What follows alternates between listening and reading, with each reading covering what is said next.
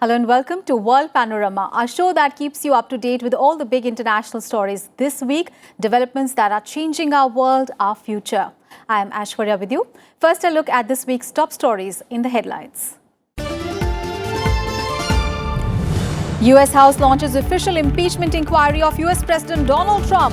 This after House Intelligence Committee releases a complaint filed by a whistleblower alleging Trump sought interference from a foreign country in 2020 US election.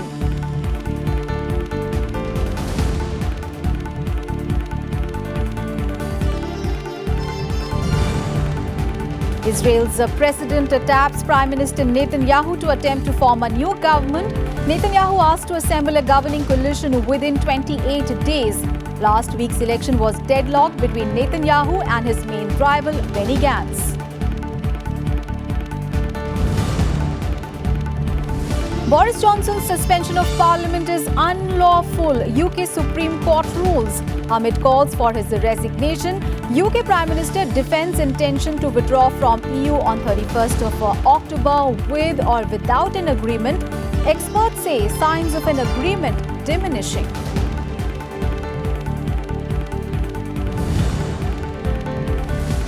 Fiery speech by teenage climate activist Greta Thunberg at the UN Climate Action Summit. Several nations revise contributions to fight against greenhouse gas emissions, but commitments still fall short to achieve goals set out in the 2015 Paris Climate Agreement.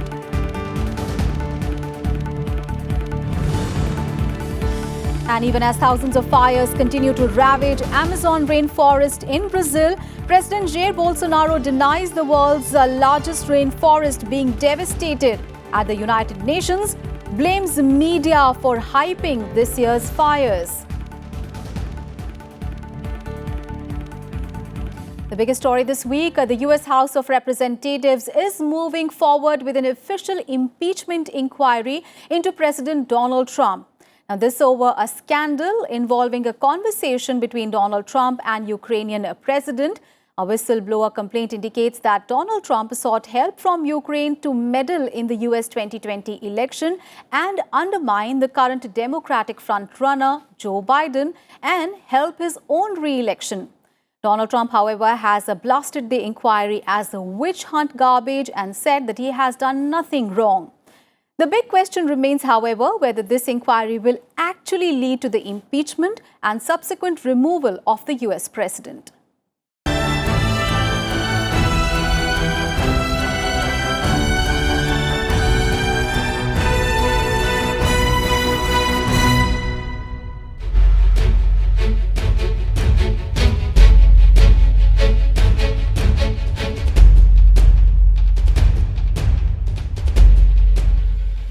Flashback to the 2016 US presidential race. At that time, the then presidential candidate Donald Trump repeatedly attacked his Democratic advisory Hillary Clinton over her use of a private computer server for official emails when she was the US Secretary of State. But I never questioned their fitness to serve. Get back to 2019. Now, as Donald Trump seeks re-election to the White House in 2020, he finds himself in soup over his own server problem. A whistleblower's complaint has led the US House of Representatives to open a Trump impeachment inquiry. What these guys are doing, Democrats are doing to this country, is a disgrace, and it shouldn't be allowed. There should be a way of stopping it, maybe legally through the courts. The whistleblower's complaint that was released by a House Intelligence Committee says that Donald Trump's actions on Ukraine pose a risk to US national security. It says Donald Trump used a phone call on 25th of July with Ukraine's President Volodymyr Zelensky to solicit interference in the US 2020 election. It further accuses White House officials of trying to conceal the phone call. There are actions that are cover-up. Yeah, when you have a system of electronic storage for information that is specifically for national security purposes, and you have something that is self-serving to the president politically, and decide you might not want people to know, and you hide it someplace else, that's a cover-up. However, both Trump and Ukraine president denied the charges. White House too said there was no effort to cover up, and after media reports, released the call summary, but not a verbatim transcript. Nobody can put pressure on me. I think that such calls between heads of state don't have to be published because there are some geopolitical issues, some plans and etc. But I'm not afraid of it. However, impeachment and subsequent removal of the US president is a complex process. The process has begun with the constitution of a body for inquiry into the charges. After the inquiry, any House of Representatives member can move a resolution mentioning the charges against the president. After discussion, if the House of Representatives passes the resolution, the president stands impeached and shall face trial in the upper house, Senate. At the end of the trial, the Senate would vote, and if 2/3 of the Senate votes for conviction, only then it would lead to the removal of the US president. However, there is only a slim chance of impeachment process against Donald Trump reaching the trial stage, and even slimmer chances of being convicted in the Senate, where Republican Party enjoys majority. They can go forward with impeachment, and as we heard, impeachment doesn't necessarily mean the president is removed from office. But if Democrats in the House impeach the president, they better have explained to the American people why they did this and have the American people on their side, or else they run the risk of having political backlash next year. While 2 American presidents, including Bill Clinton, have been impeached before, no US president has ever been removed on account of impeachment. Bureau Report, Rajya Sabha TV. Israeli Prime Minister Benjamin Netanyahu launched into a mission to form a new government. This after the country's president tasked him with doing so following deadlocked elections. Netanyahu must now cobble together a coalition even as he faces potential corruption charges pending a hearing scheduled for 2nd and 3rd of October, and there are warnings that Israel could soon find itself headed into yet another election. The most recent election was already the second this year after Netanyahu fell one short of the 61-seat majority coalition following a vote in the month of April.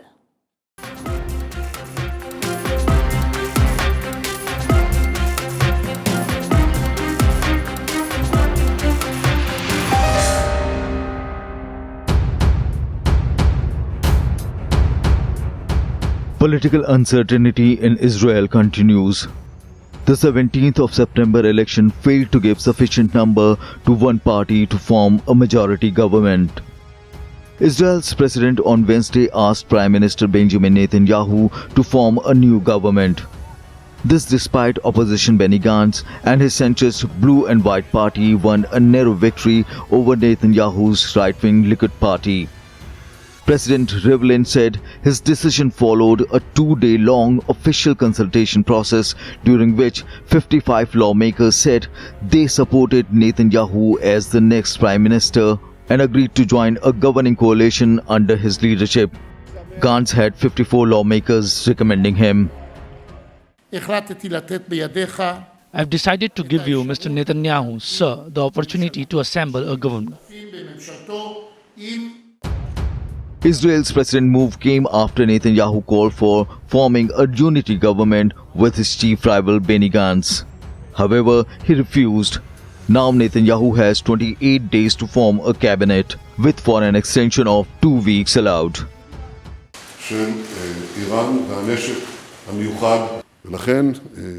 I will do the utmost with the mandate you gave me. If I don't succeed, I will return the mandate to you, and with the help of God and Israel's citizen and yourself, Mr. President, we will establish a broad national unity government down the line. If Netanyahu fails, Gantz would likely to be given an opportunity. And if that fails, a majority of parliament members could offer a third name to be prime minister. And if that fails, Israel would be forced into holding its third election in less than a year. It is about mustering numbers. A key player in forming the government will be Avigdor Lieberman, whose Israel Beitenu party controls 8 seats. It is noteworthy that this election was triggered after Liberman refused to join Netanyahu's coalition following April elections. That time Netanyahu dissolved parliament and ordered a new election. Now it's again breaking the post-election deadlock that has paralyzed the country's political system. And when you have a tie, it means there's going to be a lot of bargaining back and forth. And that should be very interesting. There's absolutely no way to predict now what this country is going to look like in 3 months, because a lot of deals are going to be made, and hopefully they'll be good for the people. Even if Netanyahu becomes the prime minister, his political future is likely to be clouded by corruption indictment. Israel's Attorney General has recommended charging Netanyahu with bribery, fraud and breach of trust in a series of scandals. Netanyahu will appear at the hearing with Attorney General next week, after which a final decision on charges is expected. If charged, although Netanyahu would not be required to step down, he will face heavy pressure to do so. Bureau Report, Rajya Sabha TV. And there is no end to UK's Brexit woes. On Wednesday, UK's Supreme Court ruled that Prime Minister Boris Johnson's suspension of Parliament was illegal. Johnson expectedly faced a backlash after the ruling, and as the Parliament was back in session on Thursday, there were calls for Johnson to resign and apologise for misleading the Queen in his request for Parliament to be suspended. Now, these developments come as the clock ticks down towards Brexit. Remember, the UK is set to leave the European Union on 31st of October.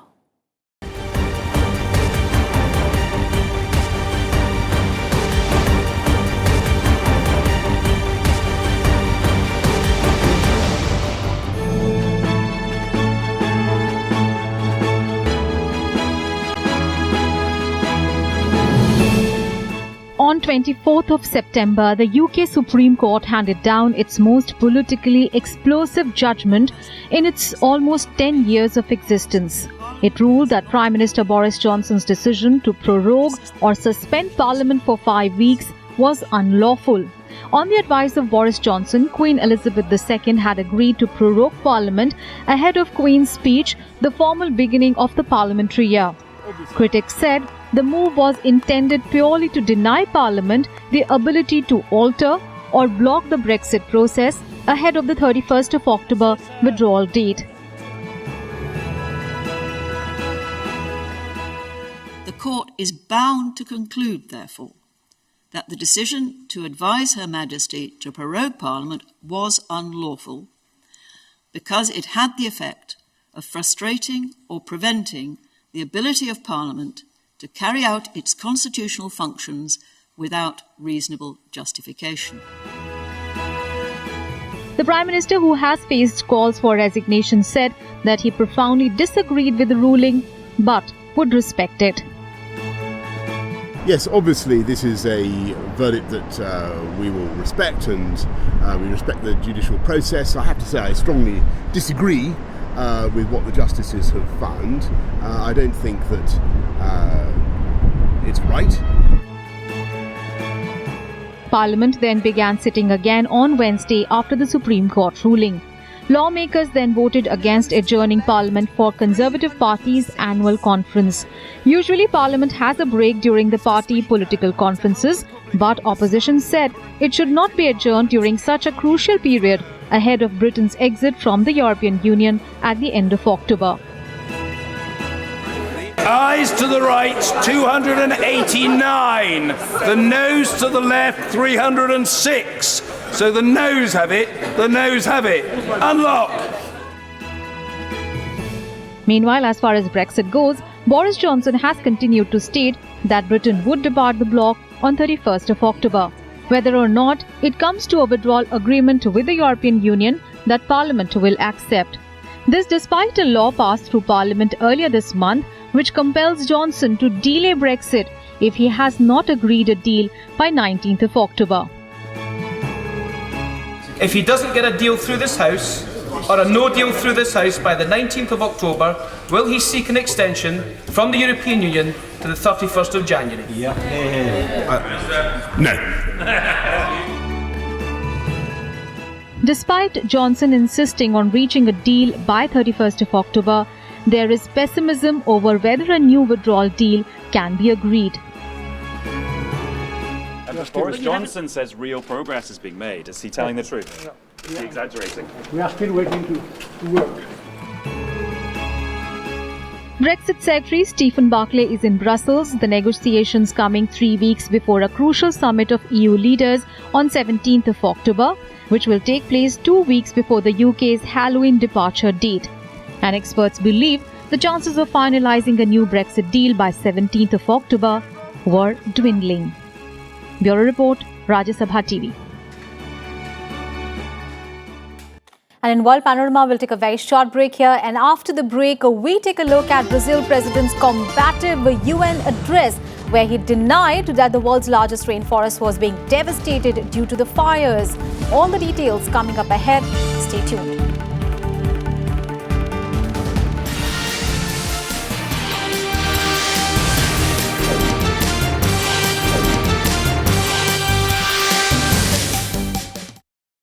Over footage of wildfires, hurricanes and giant mountains of trash, a voice talks about humanity's impact on the earth and what our way of living costs the planet. This was the opening video of the Climate Action Summit at the United Nations General Assembly Hall on Monday morning, a gathering explicitly convened to push countries to do more to fight climate change. However, despite a fiery speech from 16-year-old climate activist Greta Thunberg and United Nations Secretary-General's appeals, the commitments from nations still fall short of the necessary level to hit the target of limiting global warming to 2 degrees Celsius.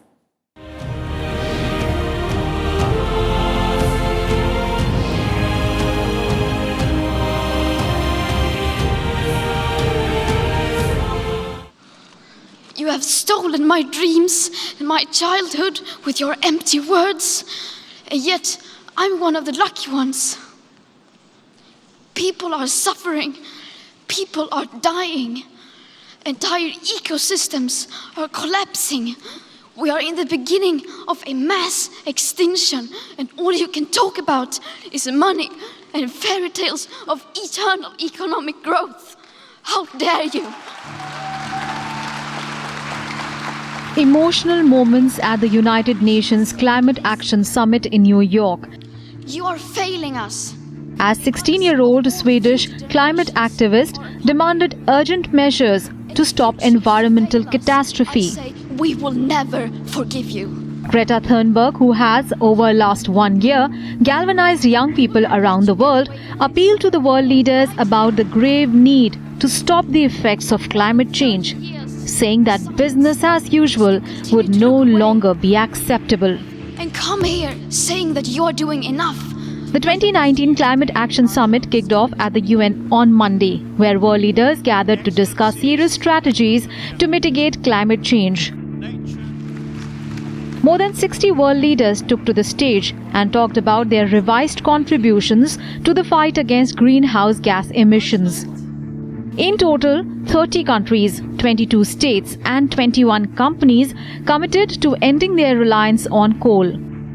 Prime Minister Narendra Modi acknowledged that the world's climate change ambitions must be higher and pledged India enhancing its renewable energy production capacity.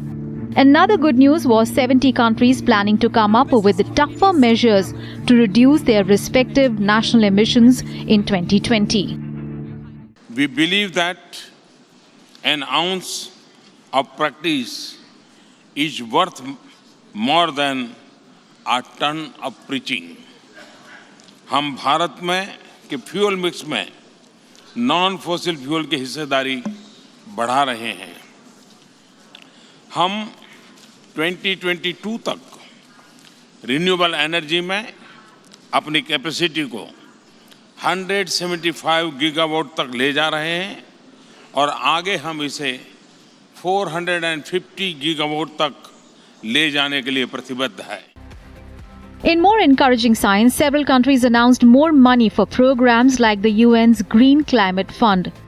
Former Microsoft chair Bill Gates announced $790 million to help small-scale farmers adapt to climate change. with funding from the Bill and Melinda Gates Foundation, the World Bank, and several governments. 16 young climate activists also announced a new international petition to the UN Committee on the Rights of the Child to name climate change as a crisis for children's rights.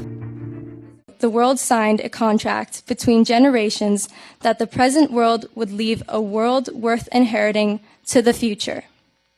And today, I want to tell the world, you are defaulting on that contract, and we're here to collect.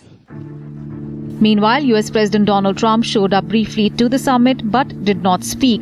He has earlier openly declared his contempt for climate science. Despite the encouraging developments at the UN Climate Action Summit, experts say the commitments by several nations still fall short of the necessary level to hit the target of limiting global warming to 2 degrees Celsius or ideally 1.5 degrees. The next big moment for the international climate negotiation is the UN COP25 summit in Santiago, Chile in December. There, nations will have to hammer out exactly how they plan to meet their pledges and whether they are going to be able to step up and deliver what is needed to save our only home, the Earth. Bureau Report, Rajya Sabha TV. And here is a look at some more international news stories in Global Buzz. Police fired tear gas and water cannons at protesters demonstrating outside the Indonesian parliament over a proposed new criminal code that would ban sex before marriage. Protests against the bill also took place in other cities in the country. The bill would outlaw most abortion and make insulting the president illegal. The bill has been delayed, but protesters are concerned it could still eventually pass through parliament. There is also anger over the passing of a new law that has weakened the Corruption Eradication Commission, an important arm in rooting out corruption.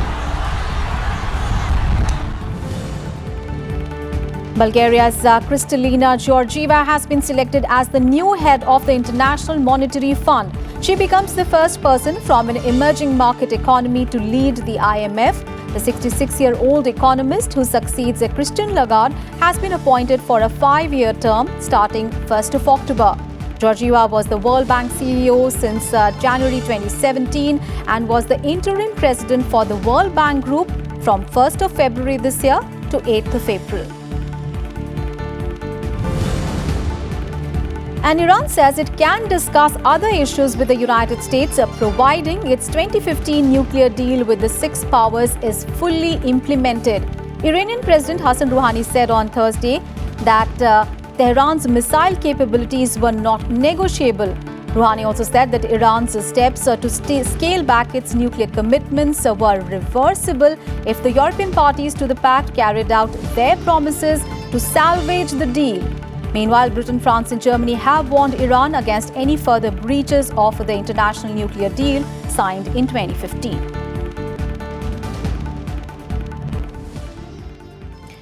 Thousands of fires are continuing to ravage the rainforests in Brazil in the most intense blazes for almost a decade. The Amazon is the largest rainforest area remaining on Earth. It is home to unique wildlife and ecosystems and also plays an important role in carbon storage and global climate. However, at the United Nations this week, Brazil's President Bolsonaro played down the rate and the impact of fires in the Amazon, claiming that the situation had been over-exaggerated by sensationalist attacks from the media.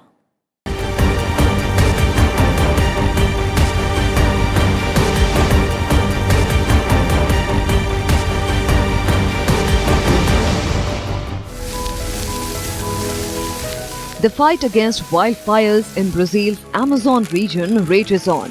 Firefighters working day and night to combat blazes. The number of blazes in Brazil has skyrocketed 80% in the year to date compared to the same period in 2018. However, at the United Nations, Brazilian President Jair Bolsonaro struck a defiant note, saying Amazon remains pristine and virtually untouched, and that fires are not destroying the Amazon rainforest.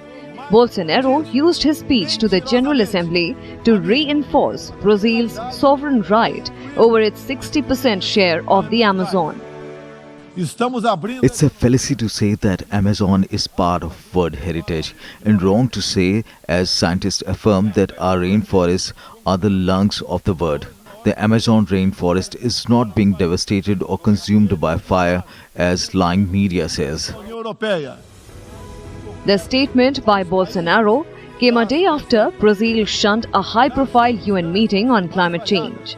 However, during the meeting, international donors agreed to free up more than $500 million in aid to protect tropical rainforests, including the Amazon. It is noteworthy that G7 nations too in the month of August had offered $20 million of emergency aid to help fight Amazon fires, that Brazil declined, calling the gesture at the time as colonialist. I think everyone wants to work with Brazil. I hope it takes a very inclusive approach. France will contribute $100 million.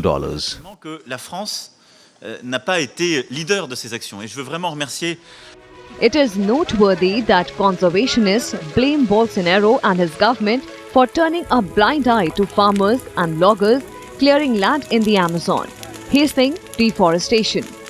His visit to New York sparked several protests by the environmentalists. Bolsonaro has drawn intense domestic and international criticism for failing to protect the Amazon region, a vital carbon store that slows the pace of global warming. Bureau Report, Rajya Sabha TV. And finally, the skies above the small village of Saint-Hilaire in France were filled with colourful, customer-clad paragliders for an annual carnival. Around 130 pilots from France and beyond flew paragliders during the carnival, a contest awarding pilots with the best costume prize. A giant yellow duck, a Harry Potter and a stormtrooper were some of the brave pilots running off the cliff edge in the French Alps. So take a look at these colourful paragliders as I take your leave. I'll see you next week in another edition of World Panorama. Bye-bye.